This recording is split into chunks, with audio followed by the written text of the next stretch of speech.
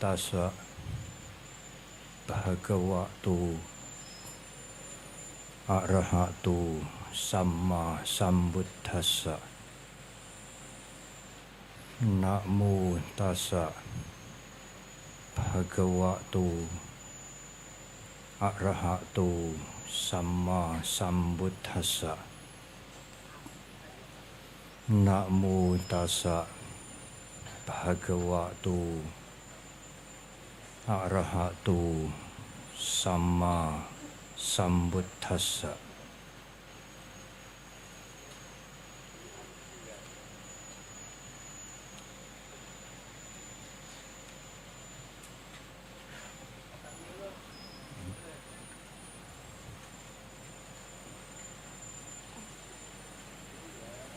Sangha yang sangat saya muliakan, para tasilani, para pandita, Bapak Dirjen Bimas Buddha,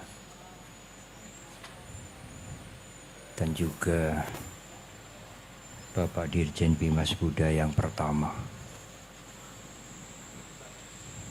Bapak Pembimas dari Kalimantan Timur dan Kalimantan Utara.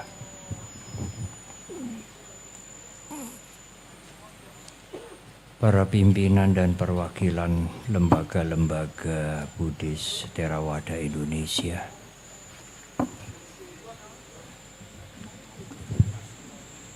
Segenap umat Buddha yang tidak hanya datang dari Balikpapan, Samarinda, tetapi dari berbagai penjuru tanah air.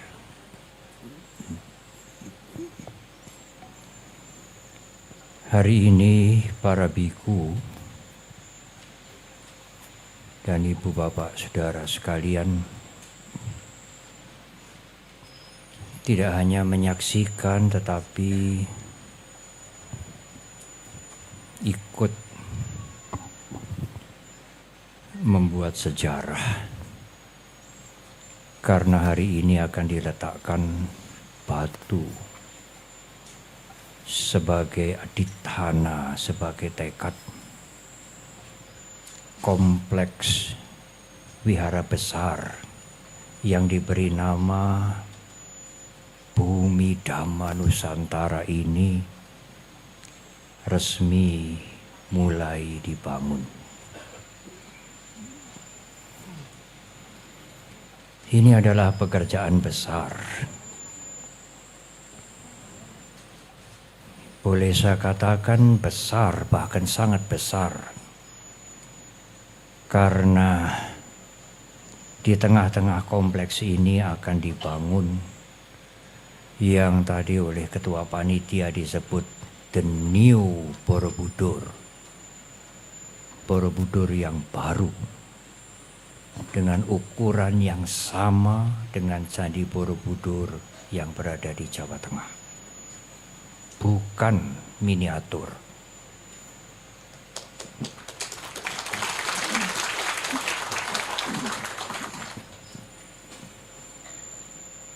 Tentu Borobudur yang baru ini akan mendapatkan sentuhan-sentuhan teknologi modern, sehingga kita tidak mencontoh persis Candi Borobudur yang sudah ada. Akan tetapi dengan besar dan dengan ukuran yang sama.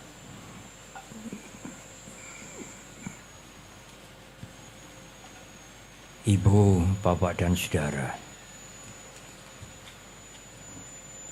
kalau di konvensi sangat kebetulan bahwa kalau di konvensi menurut penanggalan Masehi, Candi Borobudur itu diresmikan pada tanggal 26 Mei tahun 824 oleh Pramodawardhani sebagai raja atau ratu penerus ayahandanya. Pada tahun ini 2024 26 Mei 2024 Borobudur genap berusia 1200 tahun. Dan pada tahun ini Bumi Dhamma Nusantara memulai membangun, dan di tengah-tengah Bumi Dhamma Nusantara Mahavihara ini akan dibangun Borobudur baru dengan sentuhan teknologi modern.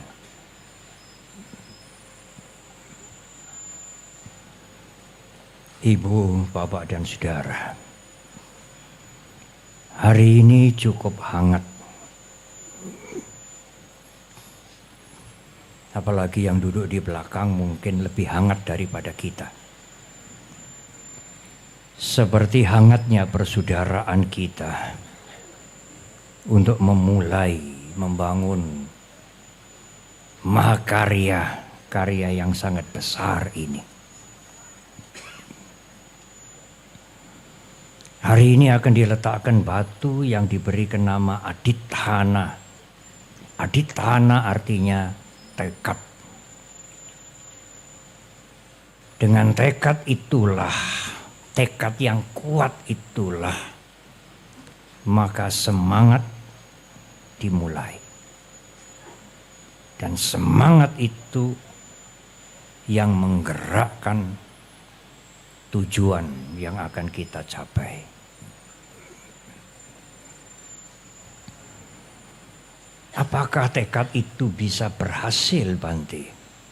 Ya, tekad itu bisa berhasil kalau faktor-faktor yang lain juga harus diperhatikan. Kalau ibu, bapak, dan saudara hanya bertekad tidak memperhatikan faktor yang lain, ya tekad itu hanya menjadi impian. Kapan akan terwujud? Faktor pertama untuk berhasilnya tekad adalah panya, wisdom. Tekad itu harus dilandasi dengan sampajanya atau panya. Pengertian yang jernih, yang jelas bahwa tujuan dari tekad itu adalah tujuan yang baik, bukan tujuan yang buruk.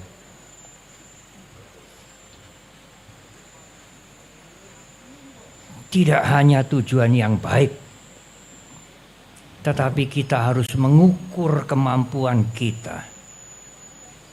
Apakah kita mampu mewujudkan tekad itu? Apakah tekad itu tidak sekadar impian yang jauh di atas langit? Ataukah tekad itu tekad yang rasional? Iya. Tekad membangun Wihara Agung Bumi Dhamma Nusantara ini rasional. Ini adalah tujuan mulia yang berdekatan dengan ibu kota negara yang baru, yang tidak hanya akan menjadi pusat pemerintahan, tetapi segenap rakyat Indonesia dan mata dunia akan melihat ke tempat ini.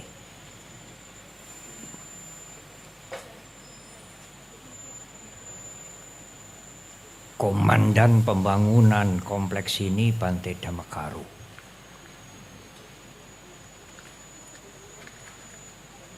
Tetapi apakah Bante Dhammakaro mampu? Mampu, ibu, bapak, dan saudara. Karena di belakang Bante Dhammakaro adalah sangha, bukan Bante Dhammakaro sendiri. Di samping kanan, samping kiri adalah segenap umat Buddha Indonesia dan pemerintah. Untuk menyelesaikan tujuan mulia ini. Apalagi pada waktu Wihara Jakarta Dhammacakka Jaya, Wihara Sunter, membangun gedung Narada yang modern, 10 lantai, besar sekali. Bante Dhammakaro menjadi komandannya. Keberhasilan itu maka Sangha menunjuk Bante Dhammakaro menjadi ketua panitia pembangunan Wihara Agung Bumi Dhamma Nusantara. Ibu, bapak dan saudara, ini adalah pertimbangan-pertimbangan yang jeli, yang jelas. Bahwa tekad ini bukan sembarang tekad. Bahwa tekad ini akan berhasil. Karena dilandasi dengan tujuan yang benar. Dan juga mempertimbangkan kemampuan kita.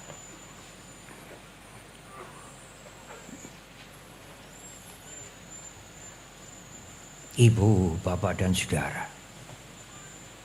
Keberhasilan tekad yang kedua adalah saca, kesungguhan. Tekad yang kuat yang dilandasi dengan kesungguhan berusaha. Saca tidak hanya juga kesungguhan tetapi juga kejujuran. Satu usaha yang tanpa kejujuran akan hancur di tengah jalan.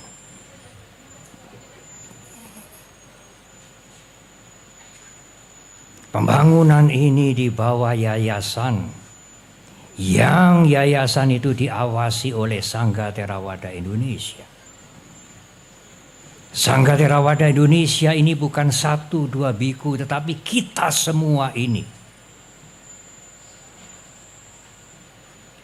Agar pekerjaan besar ini dilakukan dengan kesungguhan dan kejujuran. Dilakukan. Karena tadi saya mendengar semoga kita diberi karma baik. Siapa yang memberi karma baik kepada kita? Karma baik itu harus kita lakukan sendiri. Bukan diberi. Diberi karma baik. Saya baru mendengar siang hari ini. Tidak. Kita harus melakukan membuat karma baik. Bukan diberi karma baik. Dan melakukan karma baik itu harus dimulai dengan kesungguhan, kejujuran.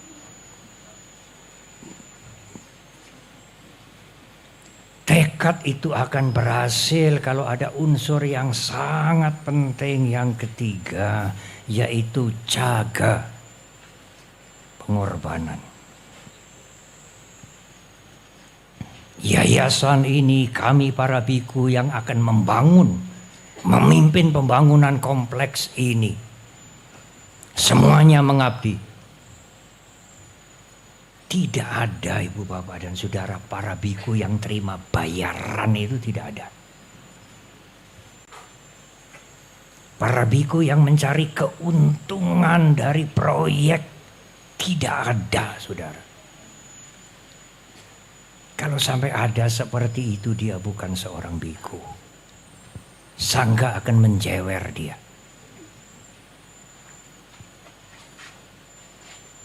Dari mana Bante dana ini?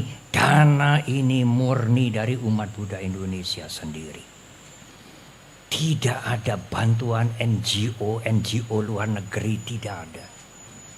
Murni dari umat Buddha sendiri dan juga dari pemerintah. Kami menjamin kejujuran dan pengabdian yang murni itu. Bante, kapan bisa selesai. Kita berjuang, berusaha dengan sungguh-sungguh, kapan bisa selesai. Kami tidak bisa menjanjikan sekarang. Pada waktu Raja Samaratungga mempunyai ide membangun Candi Borobudur yang megah itu, yang berdiri sampai sekarang 1200 tahun. Raja Samaratungga tidak ikut meresmikan idenya. Yang meresmikan penerusnya, Ratu Pramodawardhani. Sang ratu yang meresmikan tidak ikut merancang. Yang merancang tidak ikut meresmikan. Siapa tahu nanti waktu peresmian kompleks ini kita sudah tidak ada. Menurut catatan, Borobudur dibangun paling tidak 75 tahun. Tidak mungkin kurang, paling tidak. Tetapi ada salah satu sarjana arkeolog yang juga mengatakan 110 tahun. Ya mungkin 110 tahun. Tetapi paling tidak 75 tahun. Tidak mungkin kurang dari 75 tahun. Dan 1200 tahun yang lalu tidak ada listrik, tidak ada katrol, tidak ada forklift. Semuanya dengan tangan, dengan pahat. Mungkin dengan gajah-gajah. Tidak ada bulldozer. Kalau Borobudur 110 tahun. 3 generasi selesai. Ya siapa tahu. Wihara Agung ini hanya 1 generasi, 30 tahun mungkin. Mungkin. Dengan teknologi yang modern, dengan kesungguhan umat, dengan pengorbanan yang luar biasa. Semoga selesai dalam 1 generasi. 1 generasi itu 30 tahun. 90 atau 100 tahun, 3 generasi. Ibu, bapak dan saudara. Apalagi Candi Borobudur yang sudah 1200 tahun. Kalau saudara bersiarah ke India, melihat reruntuhan di Kusinara, tempat guru agung kita mangkat. Melihat reruntuhan di Nalanda, hanya tinggal fondasinya saja. Tidak ada bangunannya seperti Borobudur. Tetapi reruntuhan itu memberikan inspirasi yang luar biasa kepada segenap umat Buddha yang bersiarah ke India.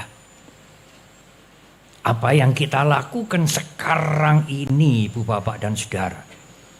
Kalau Borobudur bisa bertahan 1200 tahun, memberikan kebanggaan kepada bangsa dan negara ini, memberikan inspirasi kepada berjuta-juta umat manusia.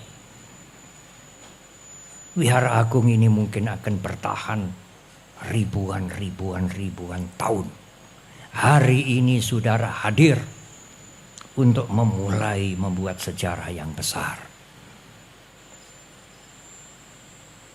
Oleh karena itu, Ibu Bapak dan Saudara, harapan saya, marilah kita berpartisipasi untuk menyelesaikan mahakarya ini.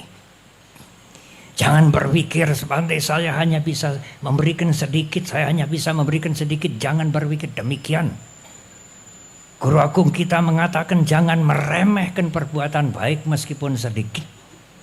Seperti air yang menetes, setetes demi setetes air jernih, maka 1 gentong yang besar akan penuh dengan air yang jernih.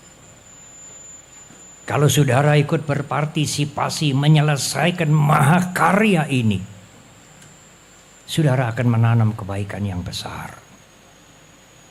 anak cucu Anda akan ikut berbahagia mengenang kebajikan Anda. Dan kebajikan ini akan bermanfaat dalam waktu yang sangat lama. Tetapi Ibu Bapak dan Saudara, unsur aditana yang keempat adalah upasama. Aditana tekad itu berhasil kalau disertai dengan ketenangan jiwa, ketentraman hati. Tidak gegeran. Membangun mahakarya ini jangan banyak drama. Yang semalam hadir sudah mengerti apa itu artinya drama. Kalau terlalu banyak drama, akan sulit untuk berhasil. Dari mana datangnya drama itu, Bante? Keakuan. Aku sudah berjasa, aku sudah berkorban, aku sudah mengabdi, aku sudah berkarya. Kenapa tidak diperhatikan, tidak dihargai, disingkirkan, disisihkan, dan lain-lain, dan lain-lain, dan lain-lain. Buang jauh-jauh itu keakuan. Tujuan kita hanya melakukan kebajikan. Orang lain mengerti atau tidak mengerti hukum karma tidak pernah melupakan kebajikan kita. Apapun kebajikan yang Anda lakukan, besar atau kecil, hukum karma tidak pernah salah, tidak pernah lupa. Kebajikan itu akan bermanfaat untuk Anda. Ibu, Bapak, dan Saudara, semogalah proses pembangunan karya besar ini sampai nanti mungkin bangunan akan selesai bertahap, tidak selesai sekaligus. Meskipun sudah selesai bertahap, yang selesai itu akan bisa digunakan lebih dulu. Digunakan untuk mendidik mental kita masing-masing. Agar tujuan belajar dhamma beragama itu tercapai. Membuat perubahan di dalam. Transformasi mental kita. Jauh berapa puluh, 20, 30 tahun yang lalu, kami pernah menyampaikan kalau Anda menganut satu agama, tetapi tidak ada perbaikan, yang marah ya tetap marah, yang suka membenci ya tetap suka membenci, yang cerewet juga tetap cerewet, tidak ada perbaikan, tidak ada transformasi mental.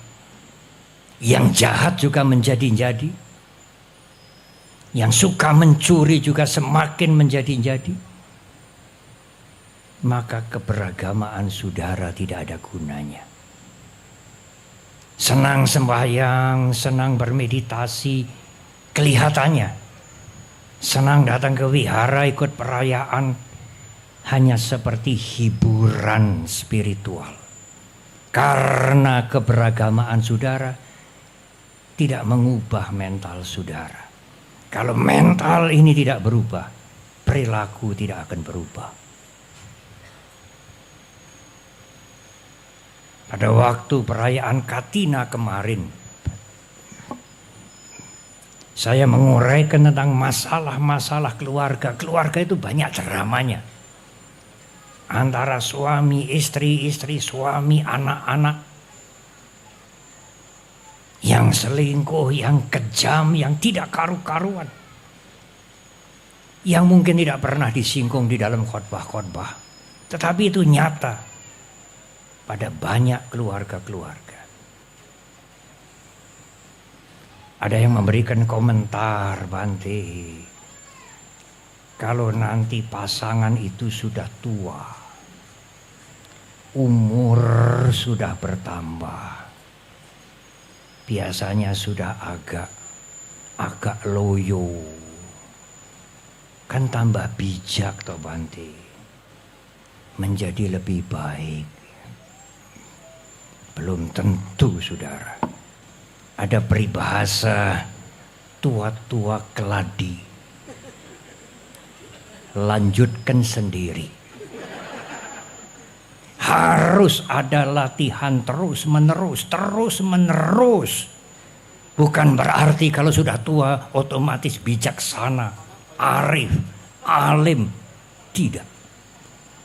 Tidak ada latihan, tidak ada transformasi, tidak ada kemajuan. Ada satu hal yang semalam lupa saya sampaikan. Ada lembaga riset yang sering membuat riset di Indonesia. Lembaga itu membuat riset berapa persen toh masyarakat Indonesia ini yang merasa butuh beragama, mengimani, meyakini agama ini kira-kira berapa persen ini. Hasilnya mengejutkan. Masyarakat Indonesia ini memerlukan agama, mengimani agama, meyakini agama 98%.